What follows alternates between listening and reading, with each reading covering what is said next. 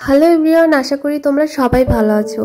তো আজকে আমি যে বিষয় নিয়ে ভিডিওটা বানাচ্ছি, তো আসলে এই বিষয় নিয়ে আমার চ্যানেলটা না, তারপরেও কিন্তু নেট দুনে এত এই বিষয়টা ছড়িয়ে পড়েছে, তো তার জন্য ভিডিও না বানিয়ে পারলাম না।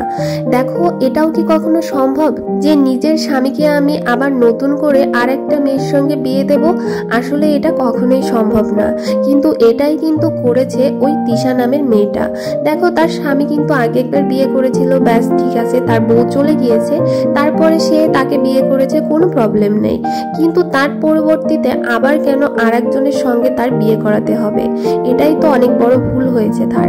কিন্তু বন্ধুরা, এটা কিন্তু কেউই মেনে নিতে পারবে না কখনো যে আমার স্বামী আরেকজনের সঙ্গে থাকবে বা আরেকজনের সঙ্গে রাত কাটাবে। এটা কিন্তু আসলেই অসম্ভব। তো আজকে কিন্তু আমি সেই ছোট বউয়ের হয়ে আর কি কথাগুলো বলবো, যে আসলে সে কতটা কষ্ট পেয়ে সেখান থেকে চলে গিয়েছে আর তার কতটা কষ্ট হয়েছে এগুলো বলতে, সেটাও কিন্তু আজকে তোমাদের সঙ্গে আমি শেয়ার করব। তো অবশ্যই কিন্তু ভিডিওটা না টেনে তোমরা যদি সম্পূর্ণ দেখতে থাকো, তাহলে কিন্তু বুঝতে পারবে আসলে এই তিনজনের ভিতরে দোষটা কার আর কি জন্য আখি বাড়ি ছেড়ে চলে গিয়েছে। তো বন্ধুরা, আহাদের ছোট বউ আখি আক্তার তোমার ফেসবুকে একটা পোস্ট করেছে। তো আমি সেই পোস্টটা তোমাদেরকে পড়ে শোনাবো যে আসলে আখি কি বলতে চেয়েছে আর ও কি কারণে চলে গিয়েছে।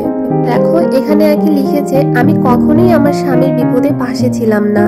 এখন একটা একটা করে পয়েন্ট বলি। 1 নম্বর, যখন আমার বিয়ে হয় তখন আমি জানতাম আমার তিশা আমাকে পছন্দ করে বিয়ে করিয়েছে। আয়াস যখন আমার পেটে, তখন পারিবারিক একটা ঝামেলার কারণে জানতে পারি তিশা বিয়ের ব্যাপারে রাজি ছিল না। আহাদ তিশাকে রাজি করিয়েছে যাতে বিয়ে করতে পারে। 2 নম্বর, লাস্ট 3 মাস ধরে আমাদের মধ্যে যে কোনো বিষয় নিয়ে ঝগড়া হলেই তিশা আমার সামনে আহাদকে বলে বিয়ে করতে না করছিলাম, কেন করছো? এই কথাটা আমি নিজের কানে শুনছি 4 থেকে 5 বার, আর 2 বার শুনছি রাস্তা থেকে আয়না বিয়ে করছে। জাতপাত না দেখে বিয়ে করলে এমনই হয়। আমাদের সব ঝামেলা কিন্তু বলতে গেলে কিছু কমন ব্যাপার নিয়েই হতো। 3 নম্বর, এখন ঝগড়ার মেইন ব্যাপারগুলি বলি। আমি যখন এই আহাতকে বলতাম সারাদিন পার হয়ে যায়, তুমি আমাকে একটু হাক করো না কেন, আমাকে কেন একটু সময় দাও না? এইখানে সময় দেওয়ার মানে এই না যে ফিজিক্যাল করতে হবে।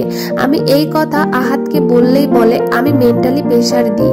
তখন তিশা কিছু বলতো না, বাট আয়াস হওয়ার পর থেকেই তিশাও বলতে শুরু করে, আমার হাজবেন্ডকে কেন তুই মেন্টালি প্রেশার দিস? আমি একটা বউ হয়ে যদি আমার হাজবেন্ডকে একটু ভালোবাসার কথা বলতে না পারি, তার কাছে আমি তাহলে কেমন বউ?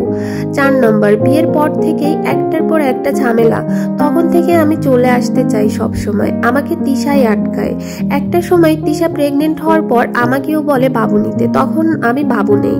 5 নম্বর, আমি জানি আহাদ আমাকে তিশার মতো ভালোবাসতে পারবে না। আমি কখনোই আহাদকে ফোর্স করি নাই যে আমাকেও তিশার মতো ভালোবাসো, তাই বলে আমাকে এমন ভাবে কষ্ট দিতে হবে?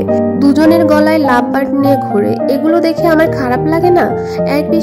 এক বিছানায় শুলেও তিশারে জড়াই ধরে শুয়ে থাকে, আমি আমার মতো এক কোনায় পড়ে থাকি। আমার কষ্ট হয় না নাকি আমি রোবট? 6 নম্বর, আলিশা যখন মেডিকেল তখন আমি প্রেগনেন্ট। 16 দিন পর বাসায় আসছে আমার সাথে দেখা করতে, তাও আমি রাগারাগি করার পর এইটা নিয়ে আমাকে কি ব্লেম দিল। আমি ফিজিক্যাল করার জন্য প্রেশার দিই। মেডিকেল থাকা অবস্থায় আহাদের জন্মদিন, এর 2 দিন আগে আমি দেখা করতে যাই, তখন তিশাকে বলে আমি ভাবছিলাম আজকে আহাদের জন্মদিন, একটা কেক নিয়ে আসতে চাইছি। তখন আমাকে তিশা বলল এই অবস্থায় কেক আনলে আহাদ লাথি দিয়ে ফালাই দিত। ঠিক 2 দিন পর যখন তিশা সারপ্রাইজ দিল, কই তখন তো আহাদ কেক লাথি দিয়ে ফেলাই দিল না। 7 নম্বর, আমার শ্বশুর শাশুড়ি আমাকে কেন পছন্দ করবে না? তারা যেহেতু ভিডিওতে আসে, আমি আশা করব সরাসরি যেন বলে আমাকে পছন্দ করে না। আর আমার ননাস তার সাথে একবার ঘুরতে গিয়ে সিম্পল একটা বিষয় নিয়ে কথা কাটাকাটি হয়, কিছুদিন পর ঠিকঠাক হয়ে যায়।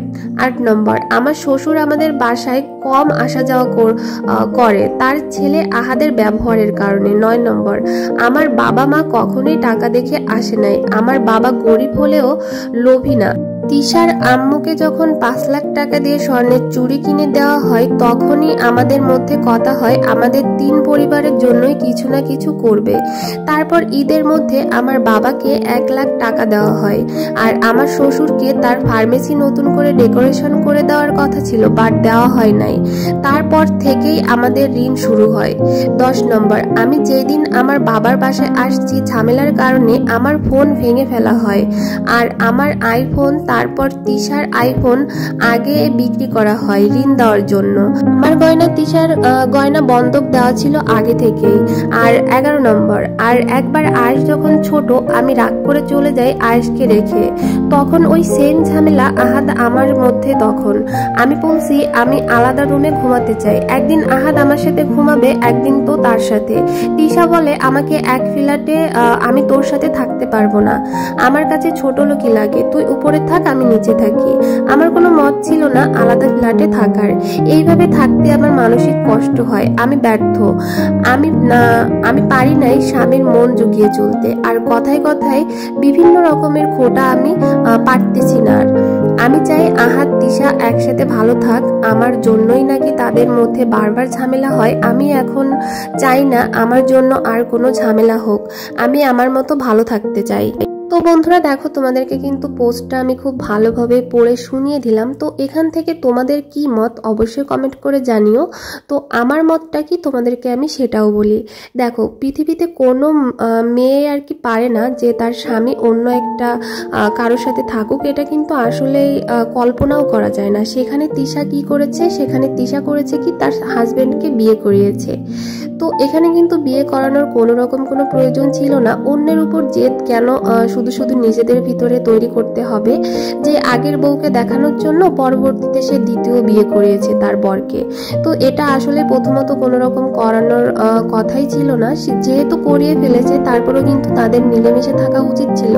কিন্তু এরকমটা কি কখনো সম্ভব বলো তো, যে এরকমটা হচ্ছে স্বামী স্ত্রী, স্বামী একজনের কাছে রাত্রেবেলা থাকতে যাচ্ছে, তো আর এক স্ত্রীর কি খারাপ লাগবে না? অবশ্যই খারাপ লাগবে।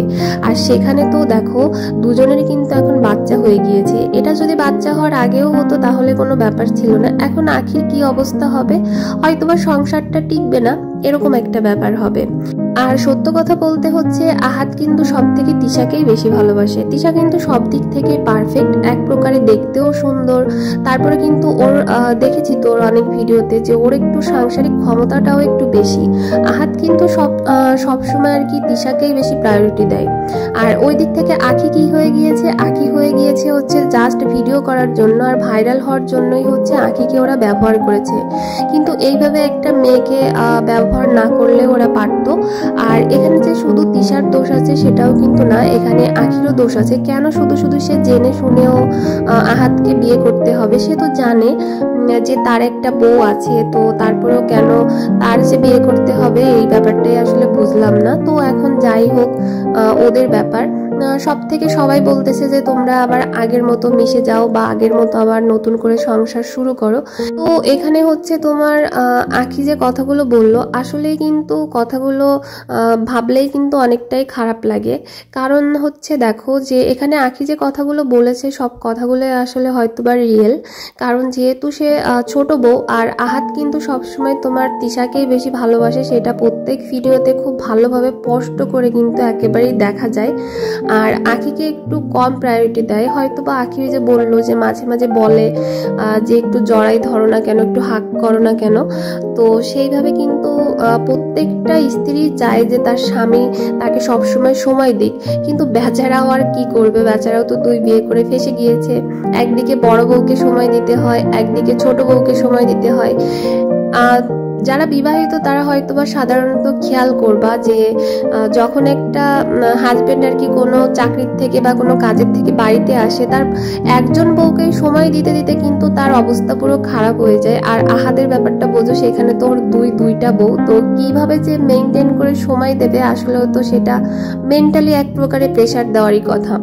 মানে যেখানে আহাদ হচ্ছে তিশাকে গিয়ে ভালোবাসা দিচ্ছে তিশা না বলা সত্ত্বেও, আর সেখানে যদি আখি বলে যে তুমি আমাকে কেন আর কি সময় দিচ্ছ না। তো সেইখানে তো সাধারণভাবে আহাদ বলবেই, তাই না, যে আমাকে মেন্টালি প্রেশার দিচ্ছ, কারণ বেচারা কয় দিকে সময় দিবে। তারপরে আবার দুটো বাচ্চা হয়েছে, তাদেরকেও তো সময় দেওয়া লাগবে। তো সেইভাবে আমার কাছে ব্যাপারটা কিন্তু আহাদের জন্য ভীষণই কষ্টদায়ক। তো এখন কি বলার, ওরা যদি আগের মতো করে ফিরে আসে তো সেটাও কিন্তু অডিয়েন্স খুব ভালোভাবে নেবে, যে যাক তিনজন আবার একসঙ্গে মিলে গিয়েছে। যেহেতু এখন ছোট ছোট দুটো বাচ্চা হয়েছে, আর তিশারও একটা মেয়ে বাচ্চা আছে, আখির একটা ছেলে বাচ্চা হয়েছে। তো সেই দিক থেকে ওরা যদি এখন মিলেমিশে সংসার করতে পারে। তো তোমাদেরকে আমি পোস্টটা শেয়ার করলাম। তো তোমরা আর কি ভিডিওটা যদি দেখে থাকো তাহলে অবশ্যই কমেন্ট করে জানিও যে এখানে আসলে দোষটা কার, আর আখি যে কথাগুলো বলেছে সেই কথাগুলো কি সত্য নাকি মিথ্যা, বা তোমাদের এই তিনজনের মধ্যে কাকে মানে নির্দোষ বলে মনে হচ্ছে সেটা অবশ্যই কমেন্ট করে জানিও।